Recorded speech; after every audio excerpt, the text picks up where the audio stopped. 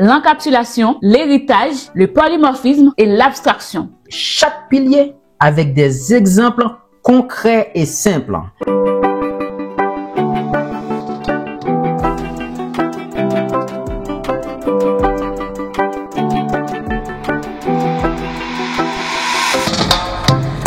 Salut à tous et bienvenue sur la chaîne Solid Code App. Je suis ici avec Marie. Salut à tous et bienvenue dans cette nouvelle vidéo. Aujourd'hui, on va parler des 4 piliers fondamentaux de la POO.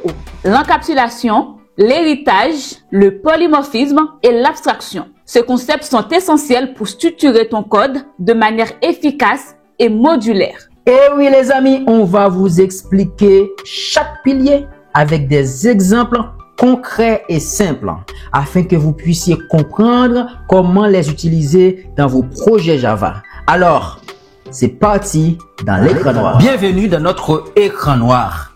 Nous allons pas perdre trop de temps, rentrons tout de suite dans le roadmap. Nous allons voir en fait les 4 piliers de la programmation orientée objet dans l'ordre suivant. L'encapsulation, l'héritage, le polymorphisme et l'abstraction. Le premier pilier de la POO est l'encapsulation. C'est l'un des principes les plus importants pour assurer la sécurité et l'intégrité des données. L'encapsulation consiste à cacher les détails internes d'une classe et à ne permettre l'accès aux données que par des méthodes publiques, comme des getters et setters. Alors, qu'est-ce que c'est concrètement? Nous allons matérialiser tout ça via un exemple. Je vais prendre un exemple assez courant, en fait, un truc de la vie quotidienne.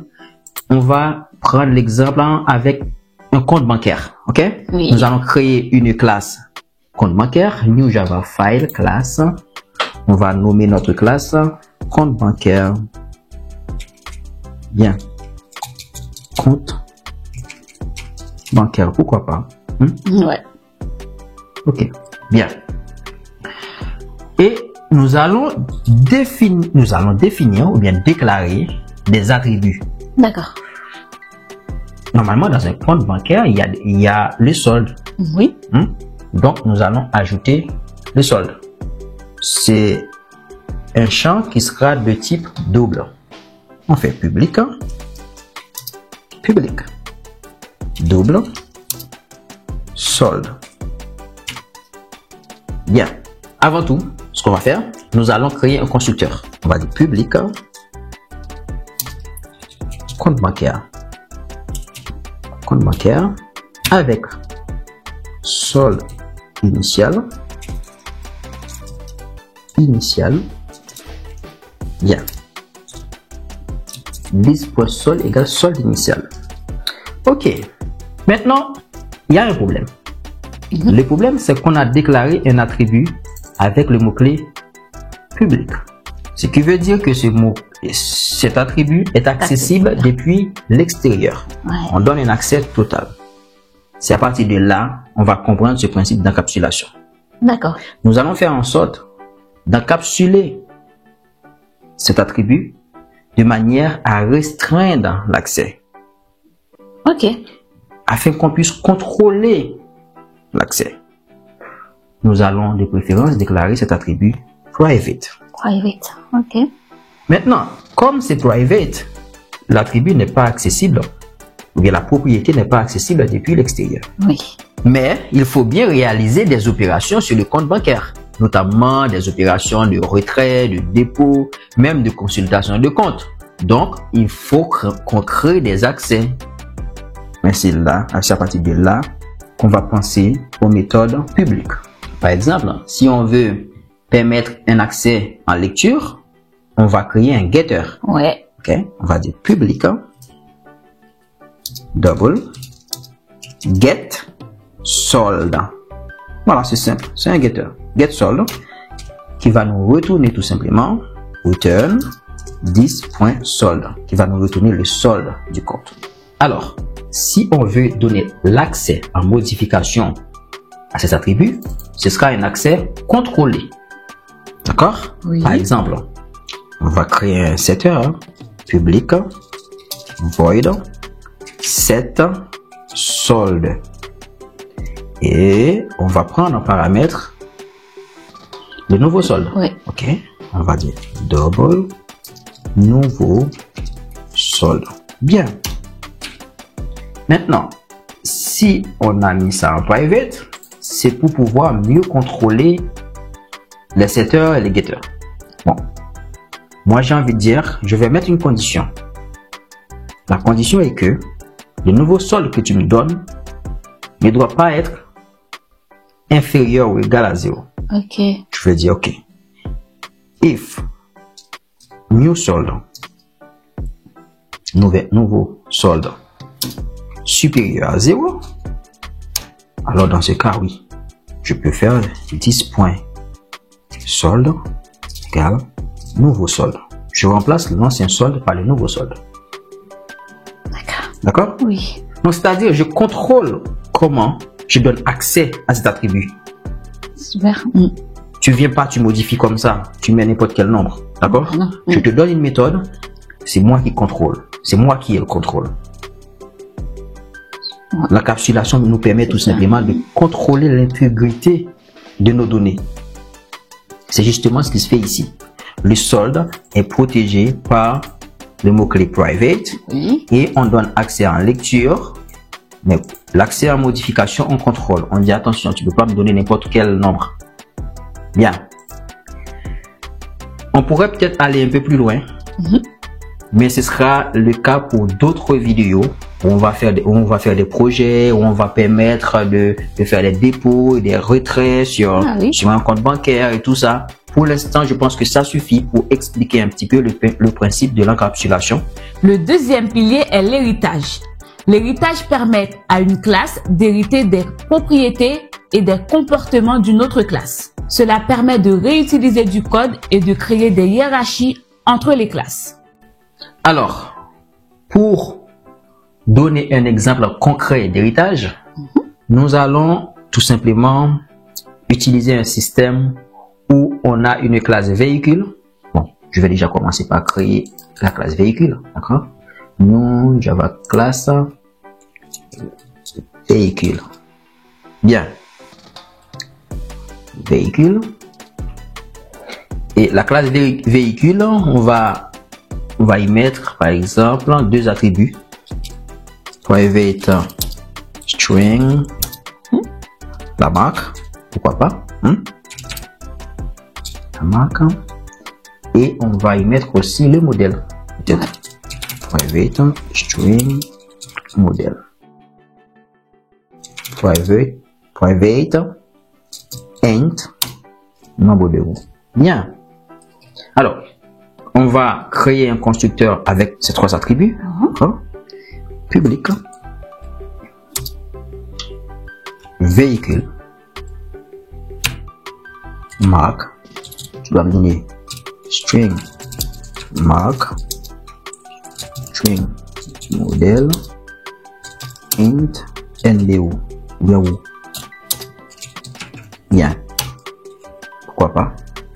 10, le mot-clé 10 on peut l'utiliser, 10.marque, marque, 10.modèle, 10.roue, nbu, roue. Bien. Maintenant, ce qu'on va faire, on va déclarer ou bien créer des classes enfants. Parce que le principe d'héritage, c'est une relation de enfant-parent. D'accord. On va considérer cette classe véhicule comme une classe parent, d'accord? Oui. Et on va créer des classes enfants. Maintenant, on va créer une classe, par exemple, moto. Moto, c'est un véhicule. Ouais. Bien. Et on va utiliser, écoutez bien, le mot-clé extends. Extends pour dire que la moto est un véhicule. Véhicule. Bien. La moto étant la classe véhicule. Ok. Le mot-clé extends, c'est le mot qui matérialise l'héritage. D'accord. Maintenant, on doit créer un constructeur. Ok, public, moto.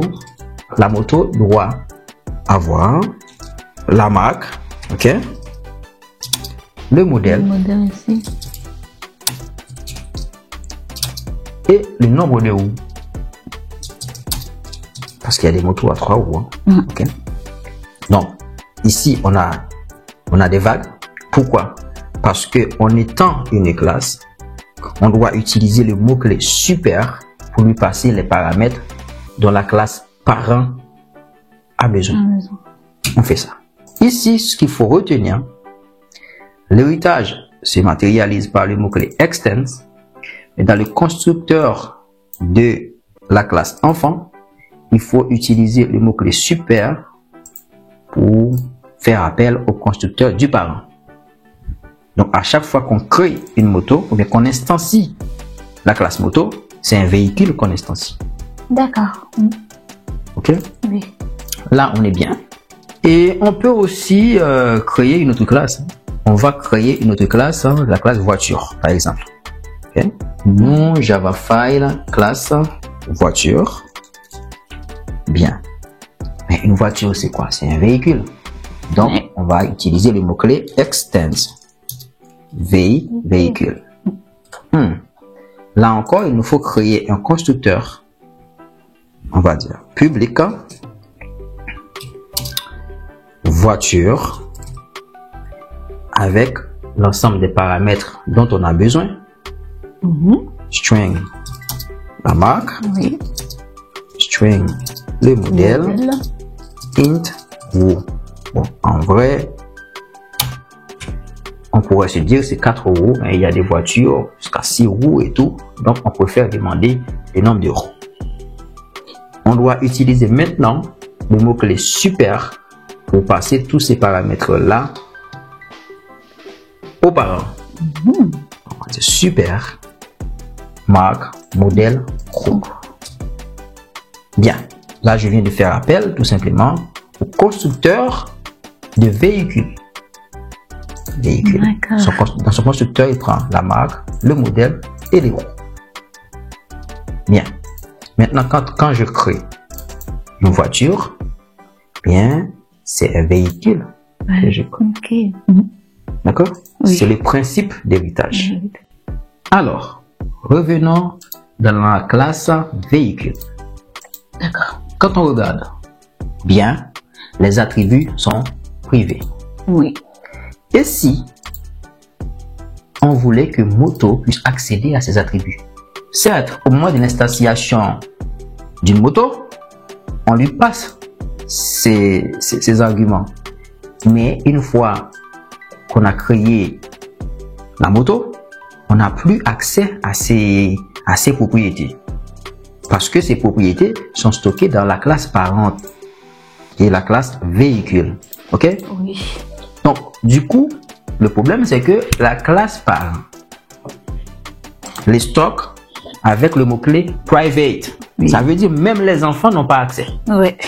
Maintenant, si on veut donner accès aux enfants à ces propriétés, il nous faut créer des getters. Je vais créer un getter pour chacune de ces propriétés. Ou bien pour chacun de ces attributs. Ok? On va dire public. String get mark va nous retourner la marque. Je peux dire return this.mark. On va créer un autre getter. Public string modèle get modèle qui va retourner this.modèle. Bien. Les nombres de roues, pourquoi pas? Tant qu'on y est. Public int get roue. Bon, pourquoi pas get nd roue. Nd roue. Bien. Return this.et this.ndo. Ça, c'est cool, ça. Maintenant, quand on a besoin d'accéder à ces propriétés, on peut y accéder en lecture. On ne peut pas les modifier. tu accèdes en lecture. C'est tout. Ok. Là, on est bien. Là encore, on a fait une petite encapsulation. On a encapsulé, ok? On a protégé nos attributs. Bien, bien, bien. C'est pas ça le but.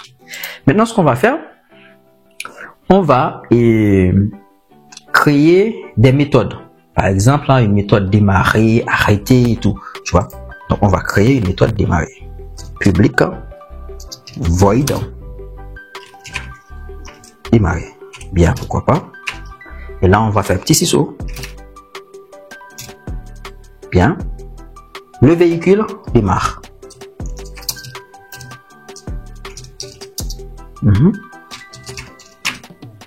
Bien. On va aussi implémenter une autre méthode. Arrêter. Pourquoi pas. Public. Void. Arrêter. Cisco. Le véhicule s'arrête. Pourquoi pas. Bien. Et puis, on va lui demander aussi d'afficher l'info. Public, void, afficher, info. On aura besoin d'afficher les informations de notre véhicule. Bien, on va dire la marque, le modèle, le nombre de roues, ok? Oui. Marque, je vais concaténer avec 10 points marque, voilà, plus le modèle, bien, bien, bien, 10 points modèle, bien, nombre de roues, Oui. 10.NBO. Ça, c'est cool.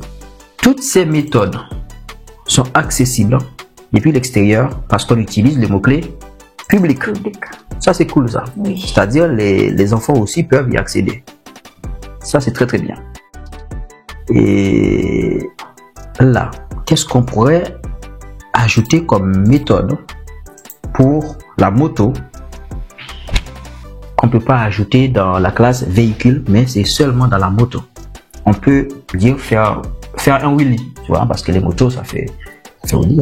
Ok. On va faire une méthode publique, void, faire un wheelie. Oui. Pourquoi pas. Petit ciseau. Ciseau. La moto fait un wheelie. Ça, c'est cool. Ok. Et maintenant, on peut aussi ajouter un attribut, un autre attribut à la moto. Par exemple, la cylindrée, pourquoi pas. Ouais. On va dire private int cylindrée, tout simplement. Ce qui veut dire, quand on crée la moto, il faut passer la cylindrée aussi. Ouais. Donc, on va dire int cylindrée. Bien. Et là, on dit super. On lui passe la marque, le modèle, les nombres de roues à la classe parent. Maintenant, il faut qu'on puisse dire, bon, maintenant, j'ai ma petite cylindrée là, tu vois, la taille de, il faut bien stocker tout ça. On va dire 10.cylindrée égale à ce que j'ai reçu en paramètres. Voilà. Ok. Bien, bien, bien. C'est un attribut qui est propre à la moto comme ici. Maintenant, nous allons nous intéresser à la classe voiture. Quel est l'attribut qui serait propre à la voiture? Les nombres des portes? Oui, ce serait le nombre de portes. Bon, on va l'ajouter ici dans la classe voiture. Ok? Ok. Private int nbport. Pourquoi pas? Et on va dire au constructeur, il y a un quatrième paramètre à prendre en compte. C'est int port. Bien. On va faire exactement la même chose. 10.nbport. Port. Bien. Alors, si on devait ajouter une méthode qui serait spécifique à une voiture, on pourrait implémenter une méthode ouvrir porte. Pourquoi pas? Ouais. Ok. On va dire public void ouvrir porte. Bien. Et là, on va afficher tout simplement 6 fois.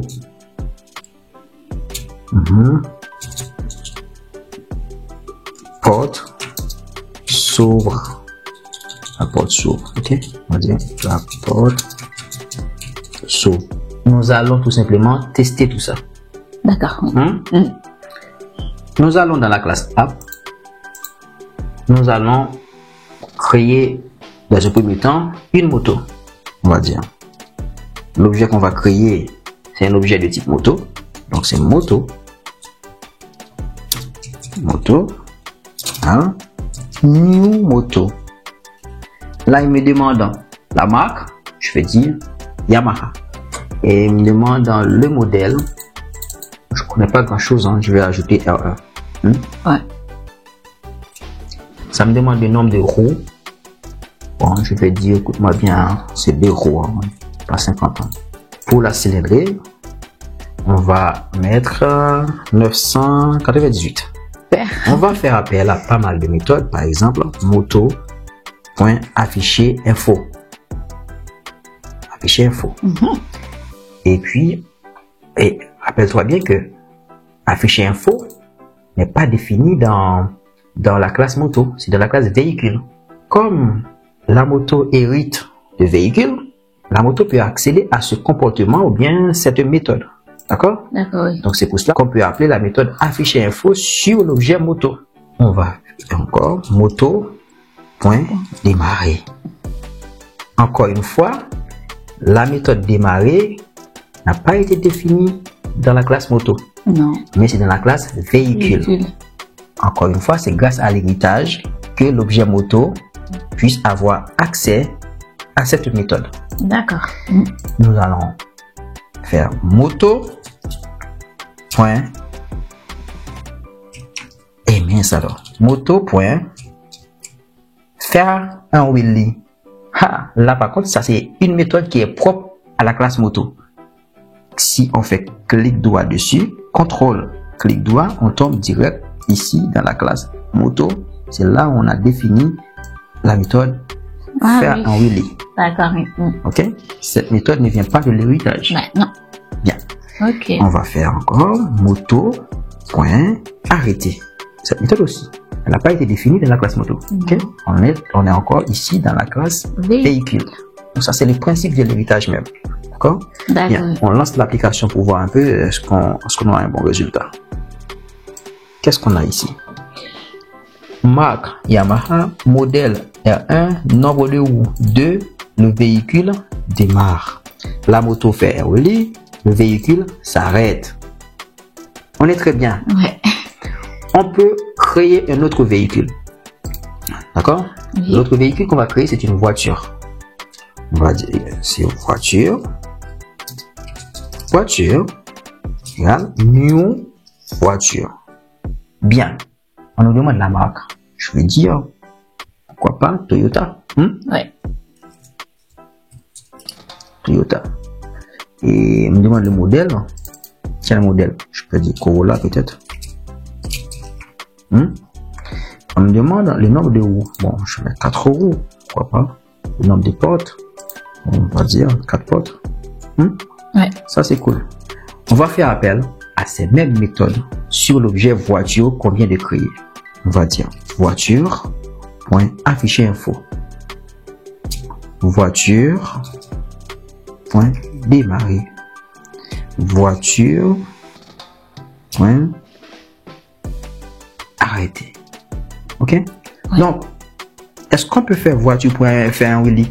On peut pas. Non. Parce que cette méthode est spécifique à la classe moto. Oui. Donc, c'est pas accessible par la classe voiture. On peut pas. Donc, qu'est-ce qu'on a comme spécificité de la classe voiture? Eh bien, c'est la méthode ouvrir porte. Ben, ok. On va utiliser la méthode ouvrir porte avant de démarrer. On va dire voiture. Ouvrir porte. Ça, c'est cool, ça.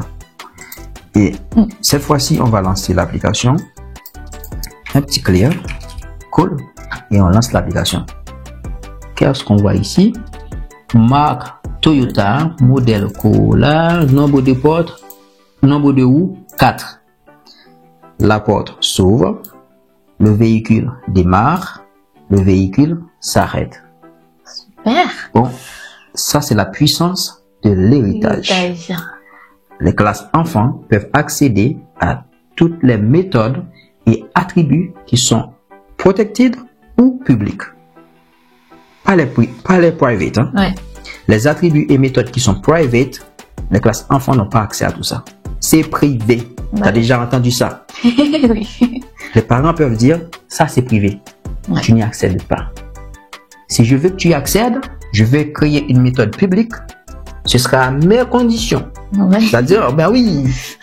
Donc c'est comme ça que ça fonctionne. Quand c'est privé, si tu donnes accès à quelqu'un, tu donnes accès sous condition ou pas. Ouais. Ok? Donc c'est comme ça. Le troisième pilier est le polymorphisme. En Java, le polymorphisme permet d'utiliser une même méthode ou un même objet de différentes façons. Il existe principalement 2 types de polymorphisme. Le polymorphisme par surcharge et le polymorphisme par substitution. Alors, pour être plus proche du code, nous allons voir un petit peu ce que c'est cette histoire de polymorphisme par surcharge, polymorphisme par substitution. En réalité, le polymorphisme par surcharge, c'est ce qu'on appelle le polymorphisme de méthode.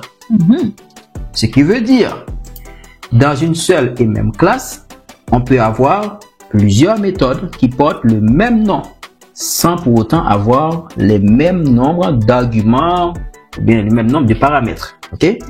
Prenons cet exemple de faire un wheelie. On a cette méthode qui dit la moto fait un wheelie. Ok?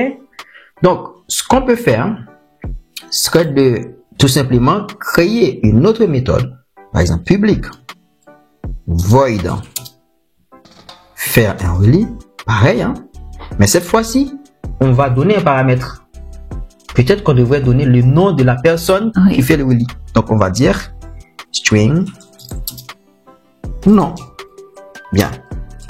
On va faire 6O. On va dire la personne. Oui. La personne, hein? On va dire le nom. Plus fait un wheelie avec sa moto.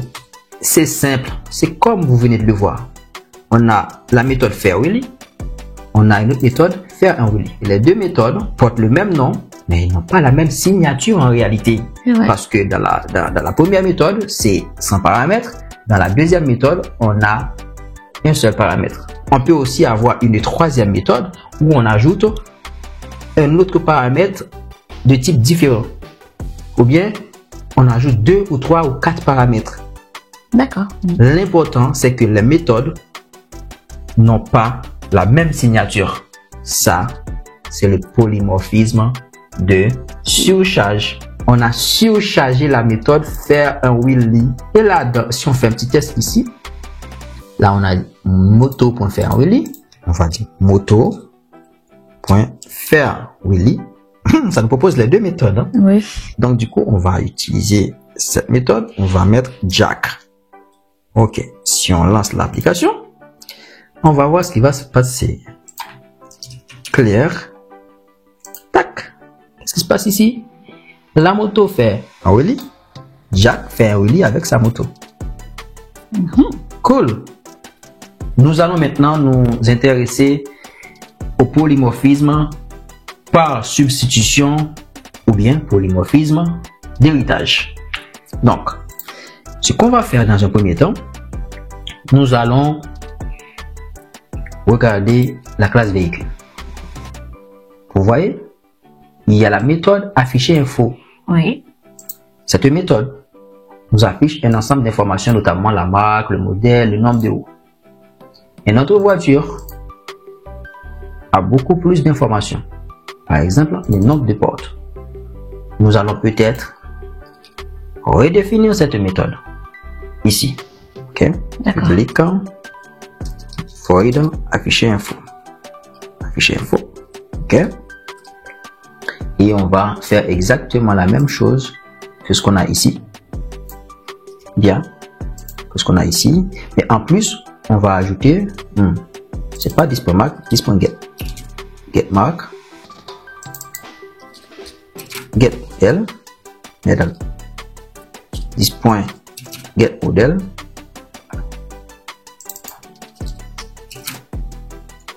Alors, pourquoi je peux pas faire display_mark, display, parce que ce sont des attributs privés. Donc, ça fonctionne très très bien. Maintenant, on va ajouter le nombre de portes. D'accord?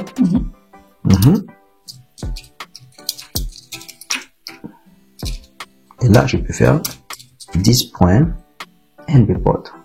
Parce que je suis à l'intérieur de la classe, donc je peux accéder à son attribut privé sans problème.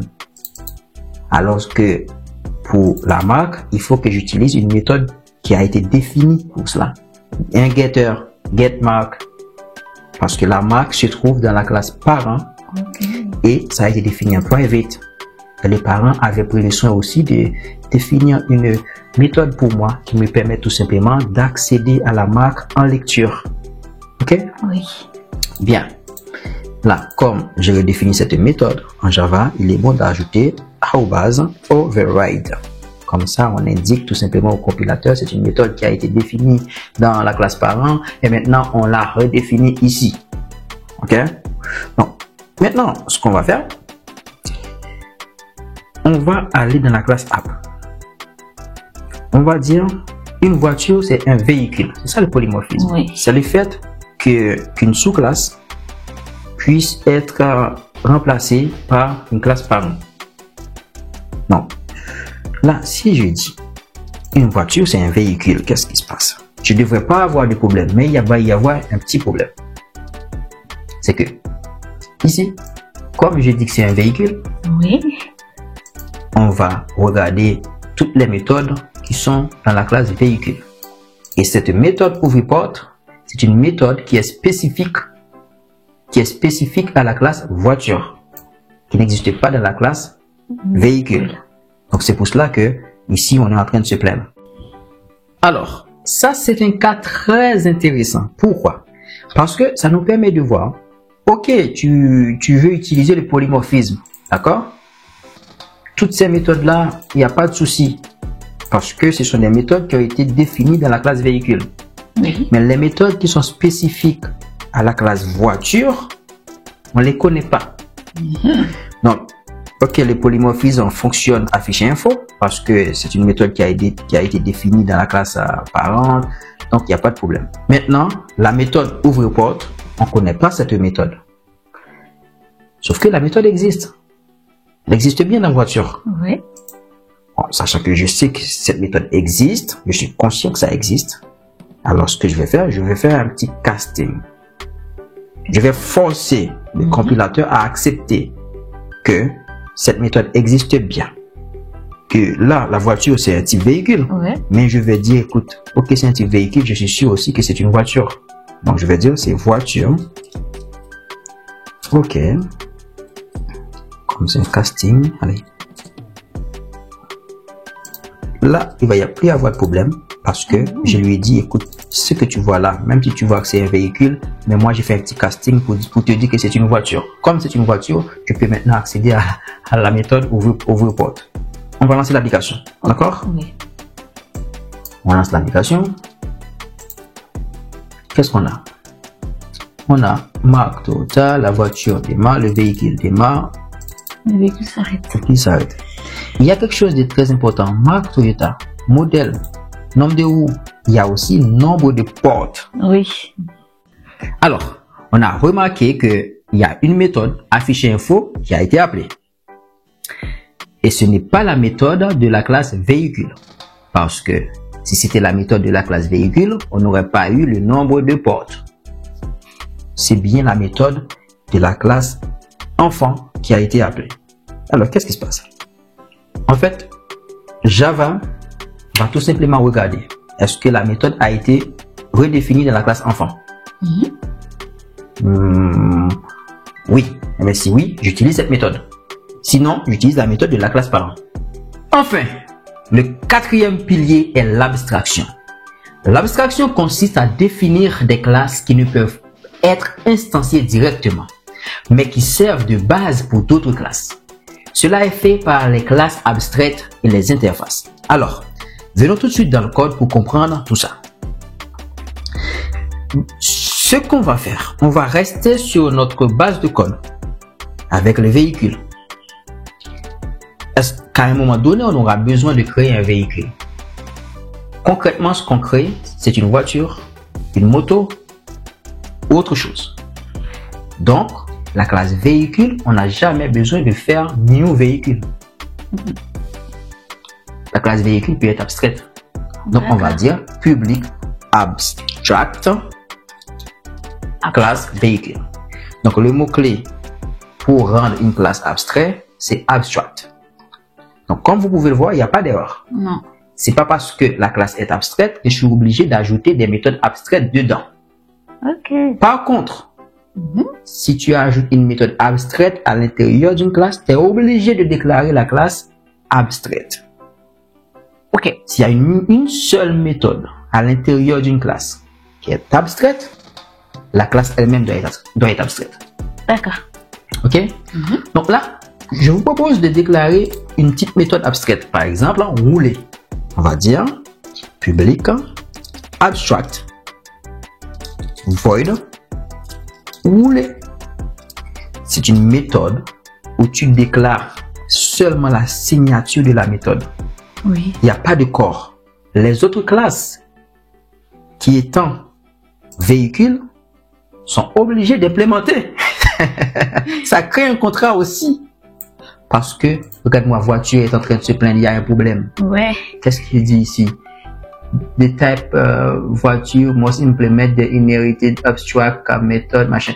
Ok, on voit qu'il y a une méthode roulée à implémenter. Ouais. Tu es obligé de le faire. La moto aussi est en train de se plaindre. Ok? Donc, il y a un contrat aussi. À partir du moment qu'il y a une méthode abstraite dans une classe et qu'il y a une sous-classe qui étend cette classe, la sous-classe est obligée d'implémenter toutes les méthodes abstraites qui se trouvent dans cette classe parent. Ok. Nous allons devoir implémenter cette méthode. Alors, on va dire public void rouler bien. On va écrire un petit 6O. 6O. On va dire je roule sur un petit plus. Oui. Et là, on va dire le nombre de roues, par exemple. Qu'est-ce que tu veux que je dise? Je vais dire, et on peut dire super, point, get roue, plus roue. Bien. La moto arrête de se plaindre. Il n'y a pas de problème. On va faire exactement la même chose Pour la voiture. pour la voiture. C'est tout. D'accord. Là maintenant, on a une classe abstraite qui nous force à implémenter une méthode abstraite qui s'appelle rouler. Et si tu arrives dans la classe app, pour la moto, si tu fais moto.rouler, ça va te dire quelque chose. Si tu fais voiture.rouler, ça va te dire. On va lancer l'application pour voir un petit peu le résultat dans la console. Clear. Tac. Qu'est-ce que je vois ici? Je roule sur 2 roues. Et là, je vois, je roule sur 4 roues. Bon.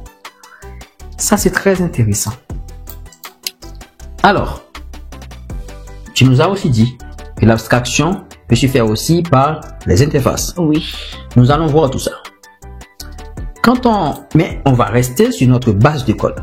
D'accord. Quand on regarde notre classe véhicule, on voit qu'il y a pas mal de méthodes implémentées. Par exemple, la méthode démarrer, la méthode arrêter et tout ça. Mais est-ce que notre classe véhicule est obligé d'implémenter ces méthodes? Non. Comment on le sait? Parce que si on vire ces méthodes, est-ce que le compilateur nous dit qu'il y a une erreur? Non. Il n'y a pas d'erreur. Non.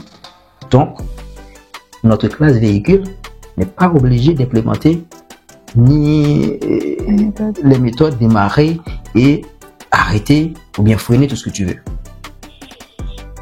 Or, si une voiture ou bien un véhicule ne peut pas démarrer, ne peut pas arrêter, ne peut pas freiner, donc ça pose un problème. Bah oui. Donc, on va obliger l'implémentation de ces méthodes. C'est-à-dire, comme ça, on est sûr. Quand tu crées un véhicule, tu es obligé de passer par démarrer, tu vas pas oublier ça, hein? Tu vas pas oublier démarrer, tu vas pas oublier arrêter, tu vas pas oublier freiner. Ouais. Donc, on va créer une interface. Je vais tout simplement nommer mon interface e-véhicule. Et ici, nous allons déclarer un ensemble de comportements, ok, Oui. pour nos véhicules. Alors, premier comportement, c'est démarrer. Public, void, démarrer. Premier comportement. Deuxième comportement, on va dire freiner par exemple. Oui. Public, void, freiner. Ça c'est important ça, il ne faut pas qu'on oublie ça. Public, void, arrêter. Oui. Bien. Maintenant, on a trois comportements dans notre interface véhicule. Puis, on va aller dans notre classe véhicule. On va lui dire, tu dois implémenter notre interface e-véhicule. E-véhicule. Bien. J'utilise le mot-clé implement. Et arrivé ici, est-ce que j'ai bien freiné quelque part? Là, qu'est-ce qui se passe?